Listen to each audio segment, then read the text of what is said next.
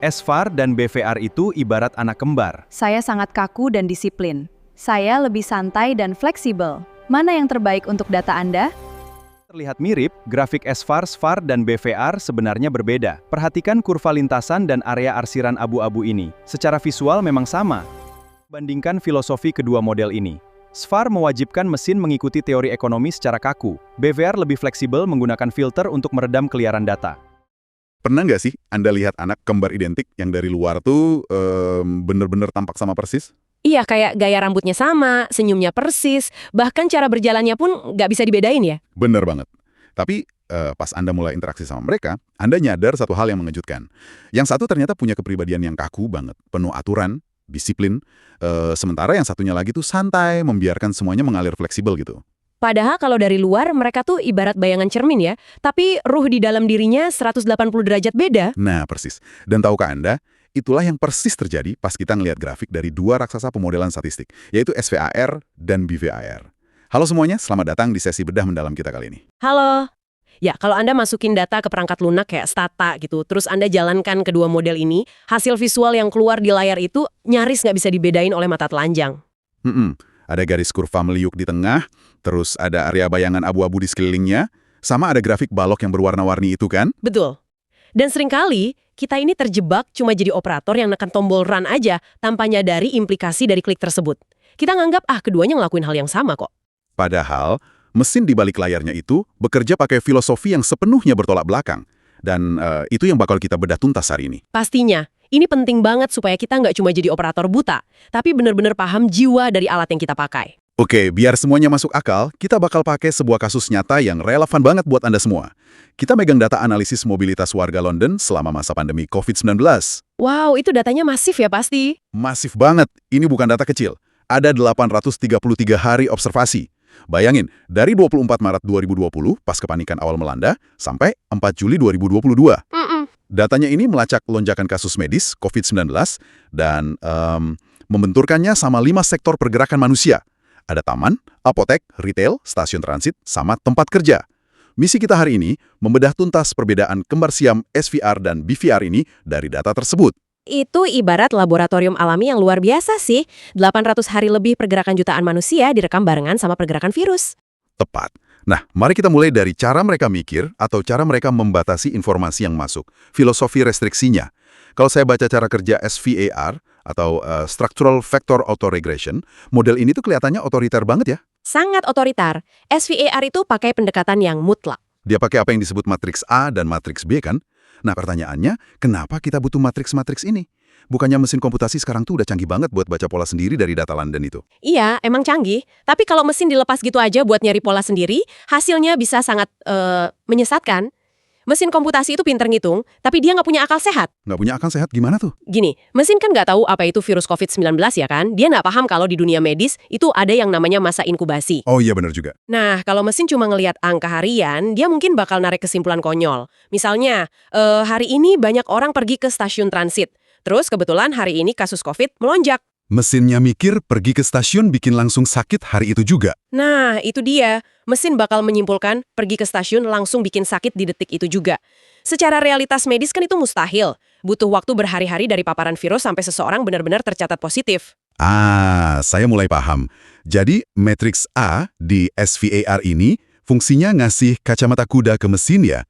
Kita sebagai analis yang mendikte mesin berdasarkan teori dunia nyata. Betul sekali. Di dalam matriks A ini, peneliti pakai simbol-simbol khusus. Ada angka 0. Angka 0 ini berarti pintunya kita kunci rapat-rapat. Iya, angka 0 itu cara manusia ngomong ke mesin, jalur sebab akibat ini mutlak tertutup, nggak boleh dilewati. Dilarang keras nebak-nebak di jalur itu ya. Tepat. Di kasus London ini aja, penelitinya naruh 36 restriksi manual di matriksnya. Mereka maksa efek instan mobilitas stasiun terhadap kasus COVID itu jadi mutlak 0. Oke, selain 0 ada angka 1 kan? Itu buat apa? Kalau angka 1 itu dipakai buat ngukur efek guncangan suatu variabel terhadap dirinya sendiri.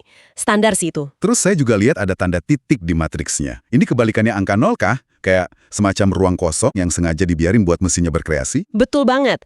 Tanda titik itu dipakai buat hubungan yang secara teori emang abu-abu. Nggak bisa kita pastikan.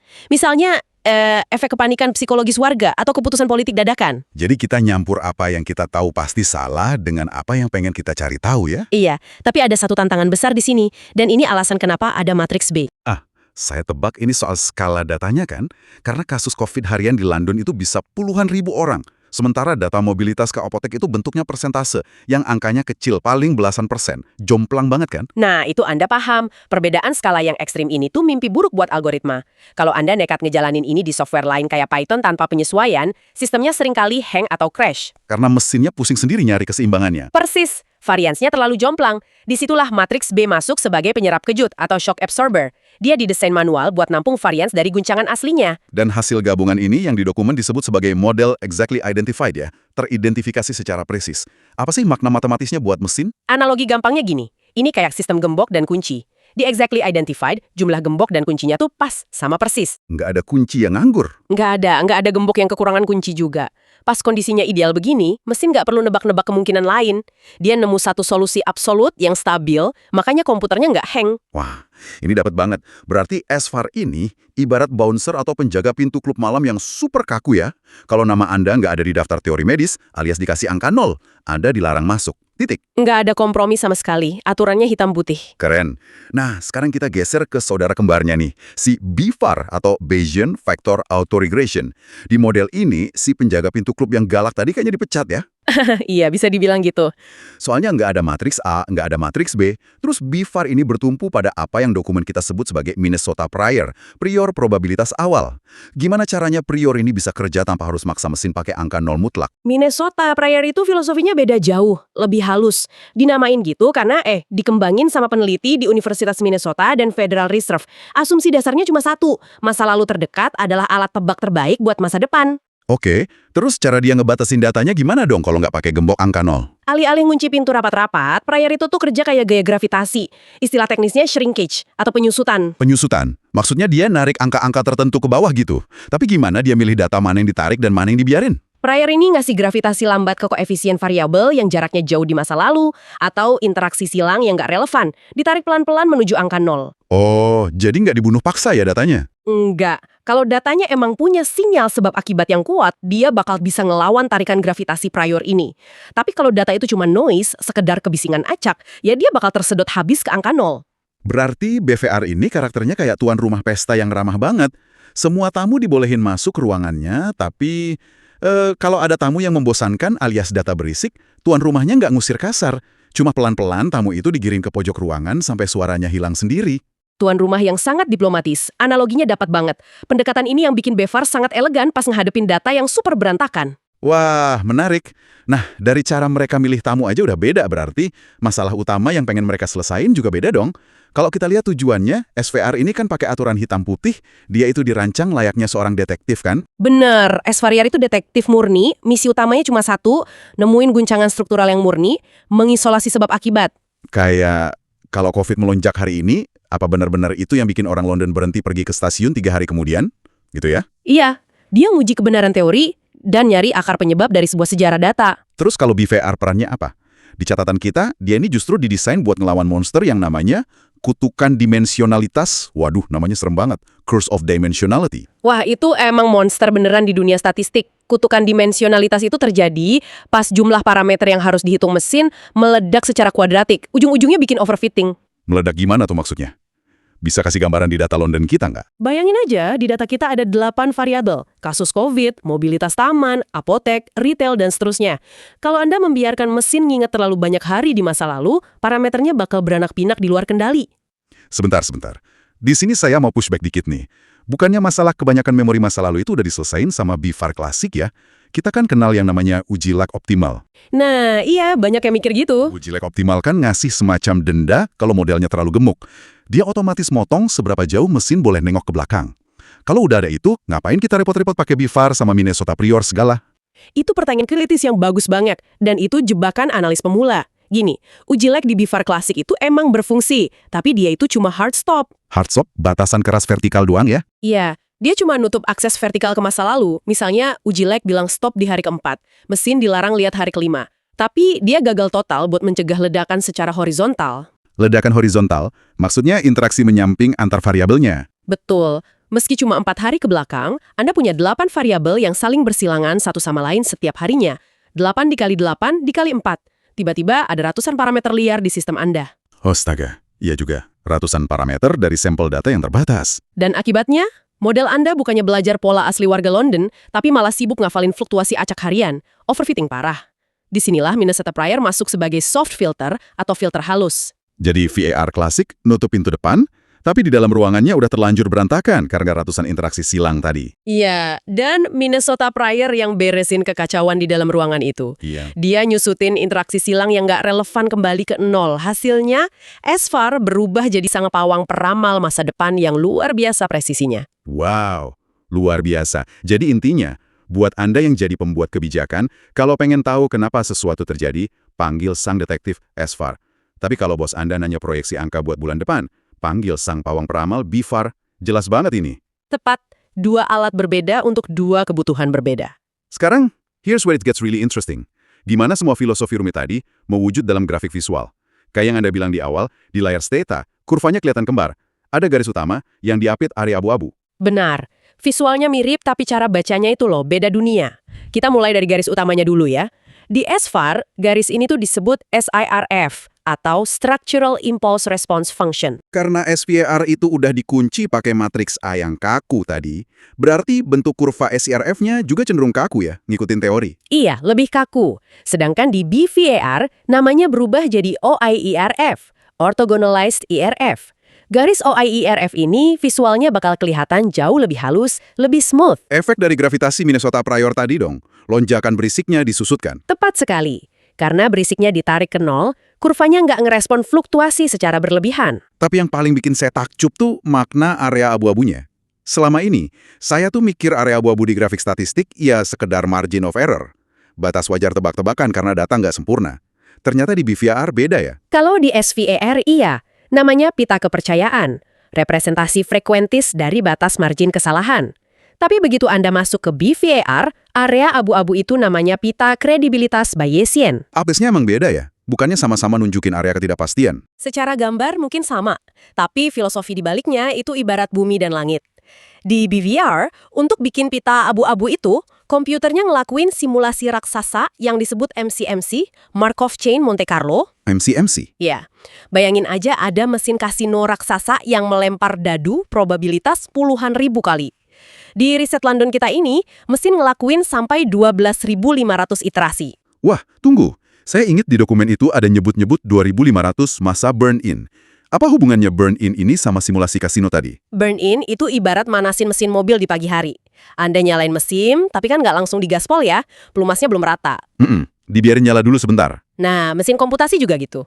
Dia ngelempar 2.500 tebakan awal, tapi hasilnya dibuang ke tempat sampah karena belum stabil ekuilibriumnya. Setelah mesinnya panas, barulah 10.000 iterasi berikutnya dicatat murni untuk membentuk area abu-abu di layar Anda. Karena keyakinan probabilitas. 100%. Kalau Anda lagi presentasi nih ke atasan, Anda bisa bilang dengan gagah, berdasarkan 10.000 simulasi, ada kepastian probabilitas 95% bahwa lintasan aslinya bakal jatuh persis di dalam pita abu-abu ini. Gila, maknanya jauh lebih kuat ya dibanding sekedar ngomong, ini loh margin error kita. Ini probabilitas nyata. Makanya penting banget analis paham ini. Cara Anda nyampain pesan di ruang rapat bisa beda total auranya. Bener banget. Nah, terus cara kita baca grafiknya gimana nih, terutama di konteks warga London? Di dokumen itu penelitinya pakai perintah step 10. Itu maksudnya apa? Perintah step 10 itu trik komputasi cerdas. Dia nyuruh Stata cuman gambar simulasi untuk 10 hari aja pasca guncangan COVID. Biar sistemnya nggak hang ya? Iya, dan karena efek guncangan akut pandemi itu biasanya paling kerasa di 10 hari pertama. Kunci utama buat baca grafiknya tuh ada di posisi area abu-abu terhadap garis nol horizontal. Jadi kalau area abu-abunya ngambang murni di atas atau di bawah garis nol, itu artinya apa? Itu namanya konfirmasi absolut. Kalau seluruh area abu-abunya ada di bawah garis nol, berarti modelnya sangat amat yakin, 95% yakin, bahwa COVID itu secara nyata bikin pergerakan orang anjlok. Oh, kalau pita abu-abunya malah nelan garis nol di tengah-tengahnya? Nah, kalau gitu berarti efeknya gagal terkonfirmasi. Nggak signifikan. Karena di dalam zona probabilitas itu, ada kemungkinan dampaknya adalah nol besar, alias nggak ada efeknya. Terus lebar pitanya juga punya makna kan? Kalau sempit berarti ketidakpastian kecil karena disusutin prior tadi. Betul. Tapi kalau Anda maksa lihat sampai hari ke-20 atau ke-30, pitanya pasti bakal nganga makin lebar. Itu hukum alam probabilitas. Nebak cuaca besok kan lebih presisi daripada nebak cuaca bulan depan. Masuk akal.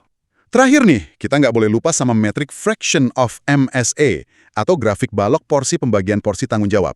Di BVAR namanya FEVD, di SVAR namanya SFEVD. Betul, porsi varians.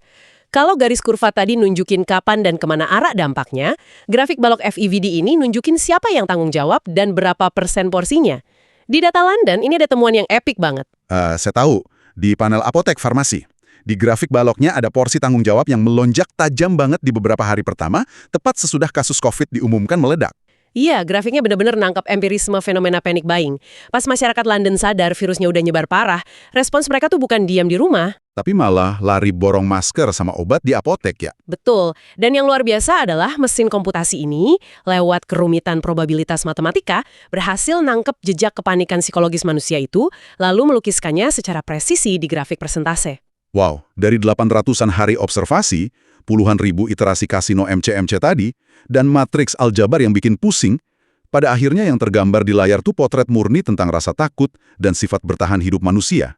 Data ini benar-benar bernyawa ya ternyata. Itu sih seni sejati dari statistik. Kita minjem rumus matematika murni buat nyeritain kisah tentang manusia. Luar biasa, perjalanan yang benar-benar ngebuka wawasan. Mari kita tarik kesimpulan cepat buat Anda semua yang dengerin. Kalau besok-besok Anda lihat grafik kurva abu-abu di ruang rapat, ingatlah ruh di baliknya. Jangan sampai ketuker pakainya. Betul! Di satu sisi, ada SVAR, si detektif kaku penguji teori yang dikunci kacamata kuda matriks A. Dia nyari kausalitas absolut tanpa kompromi. Di sisi lain, ada BVAR, si pawang peramal masa depan. Dia pakai gravitasi halus Minnesota Prior buat meredam kebisingan, lalu ngelempar dadu probabilitas MC-MC puluhan ribu kali buat ngasih Anda zona keyakinan masa depan. Dua-duanya alat yang hebat, asal dipakai buat menjawab masalah yang tepat. Pakai alat yang salah, cuma bakal ngasih Anda ilusi kepintaran palsu. Dan itu bawa kita ke satu pemikiran provokatif sebagai penutup. Dengerin baik-baik. Jika algoritma probabilitas Bayesian dengan puluhan ribu iterasinya semakin hari semakin canggih meredam bias data yang berantakan, apakah di masa depan kita masih butuh teori dari manusia? Menarik. Apakah kita masih butuh kacamata kuda dari pakar sosiolog atau medis buat mandu mesin? Ataukah kelak kita bakal rela ngebiarin mesin probabilistik murni yang sepenuhnya ngedikte realitas kita? Karena cuma mereka yang bisa nangkap harmoni tersembunyi dari kekacauan data. Sesuatu yang layak buat Anda renungkan. Hati-hati, mesin bisa makin pintar dari kita. Terima kasih ya udah nemenin eksplorasi kita hari ini. Semoga sekarang Anda nggak ngelihat grafik cuma sebagai garis doang, tapi sebagai cerita epik tentang probabilitas dan sifat alami manusia. Jaga terus rasa ingin tahu Anda, dan sampai jumpa di Bedah Mendalam berikutnya.